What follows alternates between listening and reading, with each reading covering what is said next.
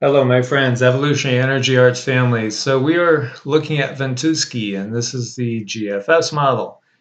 And this is showing us something big and ominous right off the coast of North Carolina and Virginia a week from today, with highest winds up around 120 miles an hour. Now, right now, this is sitting quite a ways off the coast of basically, well, Puerto Rico currently. But this is what the GFS model is showing is possible a week from today as the Atlantic has woken up. And as we see also down below, there is another storm developing a little bit further back there. So we could be looking at a very large Atlantic hurricane, and at its peak, it's showing that it could be a Category 4. Now, currently, the GFS model, if we go all the way out to as far as it could go, which would be Friday the 14th, it shows it starts to curve and heads off like it's not going to make an impact. Of course, we are so far off that anything could happen with this.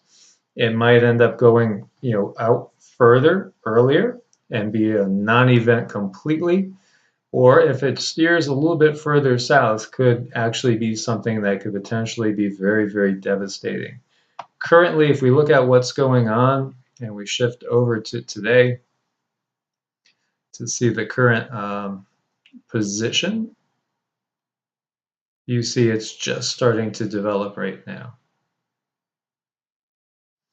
And let's jump over to Saturday the 8th and see what we are looking at. An actual fairly decent looking structure starts to take place here as we see another wave forming down here below it. And then if we jump over to the 10th,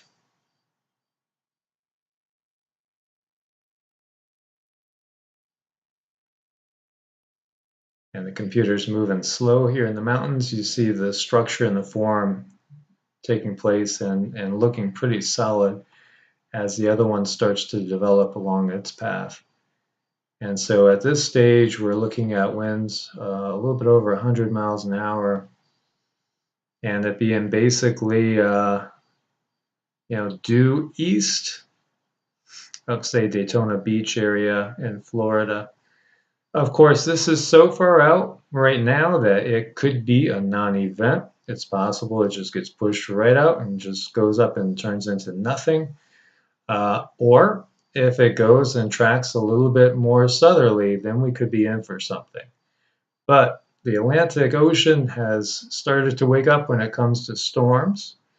And as we know, the Pacific has been awake for a while. It's just been incredible. So right now we have poor Japan struck with a 6.7 earthquake in Sapporo in the northern island of Hokkaido. And this was originally reported as a 7.0. There have been landslides. People are trapped in their homes. This was described by some people who actually were in it as the largest they've ever felt in the area. Very, very strong. And you got to really wonder, we know how they're downgrading stuff. If you listened to the video yesterday, Dutch Sense was originally reporting a 6.8 in the Kashmir area, and then it got downgraded to like 5.5, 5.0, or and even 4.4 I've seen. It's kind of crazy. How could you possibly be off that far? How could you possibly? Are they just wanting to, try to keep the public in the dark as much as possible as to what's going on? No tsunami warnings were issued. This quake was about 20 miles deep, and as we said, it was originally reported as a 7.0. The epicenter was 16 miles from the city of Chitose, home of Hokkaido's main airport. Very strong, and as this one person says, oh my God, it was humongous. So I think people thought it was probably even stronger than what they're reporting it as. And there is a video here for you to check out on Jebi as well. And Jebi was a seriously damaging storm, seriously powerful, the most powerful storm they've had in 25 years. Look at all those cars just piled on up like nothing, just like their little matchbox cars. The power of Mother Nature is an amazing thing. Japan began the cleanup on Wednesday, the morning after Typhoon Jebi hit the main island near Osaka, causing widespread damage from severe winds and flooding. At least 11 people have been confirmed dead, 470 injured. Meanwhile, over 500,000 households are without power. And this is just, it was the strongest in 25 years, but it's just one of 13 that have hit Japan this season. And you can see this airport over here in Kansai International Airport, one of the country's busiest. It's closed on Wednesday after the storm left runways flooded. Bridge that connects Kansai Airport to Japan's main island was seriously damaged, as you can see, when an unmoored 2,591-ton tanker crashed into it during the storm. 3,000 passengers stranded at Kansai Airport overnight without AC. Wednesday afternoon, most of the stranded passengers were evacuated off the island by bus or boat. Large commercial ship hit a breakwater, causing shipping containers to spill out to sea. When the typhoon made landfall on Tuesday, it brought with it 100-mile-an-hour winds, toppled shipping containers in industrial areas of Kobe. The region damaged by Jebi is huge for exporting semiconductors. There's fear the economy could take a hit if Kansai Airport isn't reopened soon. And some of the winds recorded were the strongest to ever hit the island. Unprecedented. That's our word. That's the year. This is the year of the unprecedented. 151 dead or missing, tens of thousands displaced as major floods hit North Korea after unprecedented drought. And you got to feel bad for the people of North Korea. They have basically been living in some of the worst conditions, on the planet in the first place. And they have just been hit with a series of storms as well. And it's just, a brutal situation. So many people homeless, and think about the numbers across the world. And that's what I just keep thinking about, is how many people are refugees now. It's just an amazing amount. Historic flooding hits Manhattan, Kansas. State of emergency declared in 5 counties there. They got 9 inches of rainfall late Sunday, September 2nd into Monday, September 3rd. Major flash flooding. More than 300 people had to evacuate. Additional showers and thunderstorms will continue all the way through Friday. And Wildcat Creek burst its banks, flooded the Kansas college town of Manhattan. 3,000 people were left without power. One of the most significant events we've experienced in my history here, said Manhattan City Mayor Manager Ron Fair at a news conference on Monday. So, again, unprecedented, historic, unprecedented. That's what we're getting from every corner of the globe. And we have another volcano that's showing activity. Veneminov volcano. The alert level there was raised. The last eruption of this volcano took place in 2013. This is Alaska waking up more. And they made the decision after a sharp rise in seismic activity as well as low-level ash emissions.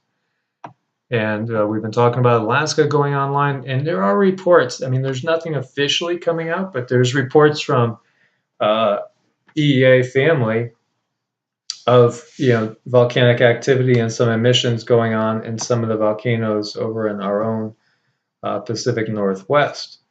But we're not hearing anything about that from any news sources. Of course, we know they cover up. Asteroid 2018 RC is going to fly by the Earth at 0.58 lunar distance on September 9th. Yet another one that was undiscovered and just popping on up into the area at less than a lunar distance. 41st known asteroid to fly by Earth within 1 lunar distance since January 1st. We are in a very, very busy area out there for sure. And of course, all these things are adding up to impact what's going to be happening with the food supply. And now people are starting to recognize it. It's starting to become completely obvious. Completely obvious, all the crop losses. And so we basically are going to have a very low European potato harvest. And you know, that's just one of the items. And, you remember the Great Irish Potato Famine. Europe is experiencing its worst drought in recent history, with some countries issuing a state of emergency, many others imposing water restrictions. And according to the Raw Materials Procurement Department of the Emsland Group, this year's potato harvest will be at an historically low level, which presents a massive challenge for growers, processors, and their customers. The potato crop is expected to be reduced by a minimum of 25%. With large potatoes necessary to produce French fries in extremely short supply. The situation is dire, and we're hearing that in the food production areas. The situation is dire. And it's going to be even more dire next year. Here you can see where there are deficits. Looking at the colors, the yellow is a watch, the orange is a warning, and the red is an alert. And then where you have green, you have some partial recovery, and where you see the white, there's full recovery. But as we can see, a lot of areas in watches, warnings, and a lot of alerts going on. Solar variability, European weather. Research shows blocking persistence increases when solar activity is low, causing weather patterns to become locked in place. And this is something that we have also talked about multiple times. And things lock in place, things stall out, and you get these repeating patterns, which are not good.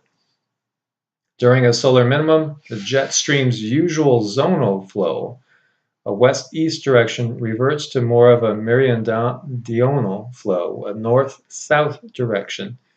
This exaggerated further during a grand solar minimum. And so the zonal flow characteristics of the westerly types is reduced under low solar activity, as the continental flow for easterly and northerly types is enhanced. This is also confirmed by the higher blocking frequency over Scandinavia under low solar activity. A stationary high-pressure weather system resulted in the UK and much of continental Europe experiencing one of the worst droughts in history. And the paper goes further. The 247-year-long analysis of the 11-year solar cycle impact on late winter European weather patterns suggests a reduction in the occurrence of westerly flow types linked to a reduced mean zonal flow under low solar activity. Based on this observational evidence, we estimate the probability to have cold conditions in winter over Europe to be higher under low solar activity than under high activity. And so, get ready for a very tough winter over in Europe as well. And Canadian cabbage prices are set to soar. And that's not the only thing as well. European leek, cauliflower, and broccoli shortage. Cabbage growers in Quebec have warned of a price hike due to an unusually warm and dry summer. Cabbage prices will definitely be higher this winter, said Alex Zenabis of Eagle Export in Montreal. Shippers typically set prices at the beginning of winter based on inventory levels, and we can expect this to be on the higher end this year.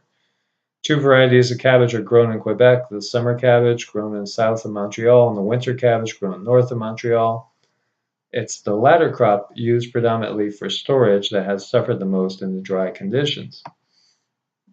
The larger winter crop is sold in bags all the way through to July.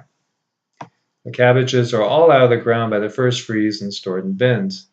We usually have an overlap of the new crop cabbage and the stored crop, but we don't expect that this year, as the storage cabbage supplies will be reduced. In recent years, the weather has become more erratic, and we're seeing less and less of these overlaps. Leek prices on the free market have been at a high level for a while now, 5 to 6 times higher than last year. Due to extreme weather circumstances, there's less supply than usual. Autumn and winter fields are about 2 to 3 weeks behind in growth. Like with leeks, cauliflower and broccoli supplies are down due to the heat stress too, resulting in a scattered harvest. Growers usually only harvest twice a year. However, the broccoli plants were unable to develop evenly this year, meaning buds in the field are ranging from 2 centimeters to 15 centimeters. Growers are now having to harvest up to 5 times in a year. Similar is true for cauliflower. So, we are seriously getting impacted now into the crop supply, and first prices increase, and then we have shortages. 2018 UK weather extremes to send food prices skyrocketing. And as it says here, a brutal Siberian spring followed by the hottest summer since 1976. Can you say whiplash? Think about that, man. Siberian spring followed by the hottest, driest summer in like 40 years. That's complete whiplash. And how could the farmers keep up with these type of things? Wheat yields plummeting down 25%, while starchy foods such as potatoes, onions, and carrots are down 20%. The impact for vegetable growers is to be cushioned slightly by higher prices in the supermarkets. But with the cost of fuel and fertilizer on the rise, farmers are turning to the banks to keep their businesses ticking over. Not good. Livestock farmers have suffered the worst, as feed for animals has also increased in price, causing many to use up much of their reserves, with straw being in short supply. The NFU said the price of fertilizer has soared by 23% this year, with motor fuel costs up 16%, and feed such as barley up 16%. Milk yields were also reduced by the scorching weather as well as the fertility of pigs. The drought is expected to trigger a bigger spike in food prices before the end of the year. And so, according to the Center for Economics and Business Research, UK customers will be forced to spend an extra £7.15 on their monthly shopping bill, or an extra 5%. And that is going to be like the good old times, because it's going to get much dire. Honestly, it really is. The shift is on. And like last night on our live show, we had some call-ins that were really very good and informative. One of them was a gentleman, the last 3 years. I mean, he lives in an apartment building. He really, he doesn't have a lot of land or anything. So what does he do? He's doing container gardening. He's been doing it for 3 years now. He's doing what he can. That's really it. It's just a matter of doing what you can, and that's really all you can do, is to do what you can, and that's going to be different for everybody. It's going to depend on your situation. It's really very, very up to the individual, to discover what you can do, and a lot of people are not really, they're not wasting time, and they're doing what they can now. And quite a few people are getting out of areas. Now I'm starting to see a lot of comments with people saying, I'm getting out of here and going to try a different area depending on their situation. Of course, I get a lot of that from living down in Florida. And I'm hearing more and more of you down in Florida that are getting really sick, very, very ill from this quote unquote red tide and the green algae bloom as well. And you're making moves and preparing and getting ready and looking into getting out of the area. And we can see now that the danger for hurricanes is increasing as the Atlantic is waking up. But there's more than that. I've gotten many of you that watch these things closely saying, Florida is a major target. And Florida, is really on under the bullseye right now, as far as, in many people's minds, the target of the cabal, the powers that be that so many of you think are waging these weather wars on the human race. And really, as we were saying, it's a corporate world, so it's not really even so much country against country, really, if you look at it. And pretty amazing. And I'm going to do videos. I got so many things planned once I get settled into the new place, to do many, many series of videos that are going to be just on one topic, going deep, deep in. Do you know how the corporations played both sides of the game in World War II, for instance? Ford Motor Company used the slave labor of the Nazis, people in the concentration camps, to produce some of their vehicles. Over there in Germany and over there in German Nazi-controlled areas. It's incredible. It's really incredible. You have U.S. Steel supplying steel to the Germans to basically make some of the military hardware that would be used on U.S. soldiers. It's mind-boggling. It's mind-boggling. But when you realize that war is extremely profitable, maybe it's not so mind-boggling anymore. And we just have to take a step back and to start looking at these things and recognizing it's a corporate world. It is completely a corporate world. And the United States is really a corporation. And, that's something I have heard bandied about a lot more lately, and there is truth in it.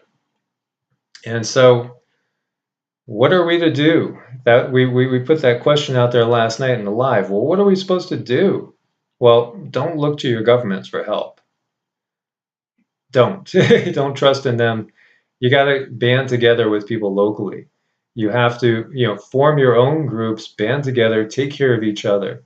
Neighbors, your chosen family, because you're going to have chosen family in this. Some of them may be blood family, some of them maybe not. You're going to find out who your true friends are and who you could count on in these times. And we need to band together and become stronger with our real family, whatever that real family may be comprised of. You will find out and you will know. We can't rely on our governments. They have their heads stuck in the sand for the most part. And at the top levels, they know exactly what's coming. And basically, they have no intention of helping. Because it's really all about profits when you get down to it. And it's about control and controlling the population in many, many ways. We've seen quotes of Bill Gates talking about population reduction is, the biggest need we have in this world today. And that's how the elite think. People are just simply either an asset or a liability. It's all going down into the corporate logs, the corporate sheets, the bottom corporate profit line. And it brings me back to the Sumerian legends where they talk about, humanity being so noisy it's bothering the god Enlil. Well, it's time for the flood to come and wipe them out. They're just too much of a nuisance now. And that's basically how the corporate mind works. It's all about bottom line and profits and assets and liabilities. And so, cover your losses at all costs as far as that corporate philosophy. So my friends, we must band together and take care of each other because they're not going to do it for us. So as always, my friends, thumbs up. Please do support the channel. Please do share with as many people as possible and subscribe and join our family. Click the bell so you get all the updates. Double check your subscription because sometimes mysteriously people get unsubscribed. And as always, may you guys be blessed with abundant peace, love, well-being, happiness, and all good things, and always be kept safe in these times, my friends. God bless and namaste.